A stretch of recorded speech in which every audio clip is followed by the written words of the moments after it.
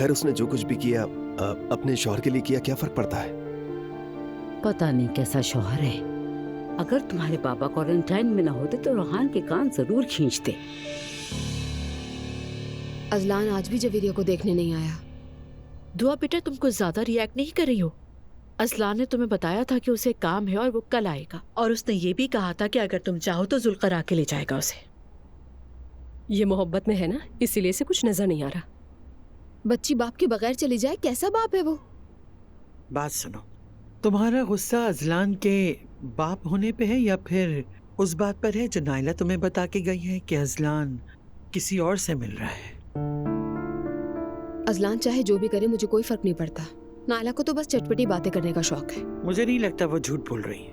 उसने हमेशा वही बात कही है जो सब लोग छुपाते हैं। मेरे ख्याल में वो सही कह रही है। नानी, अब आप नाइला का साथ देंगे इसमें? क्या उसने झूठ कहा? एलिफ उस औरत के कदमों में जाकर माफी मांग गई, हम सबको कुछ नहीं बताया।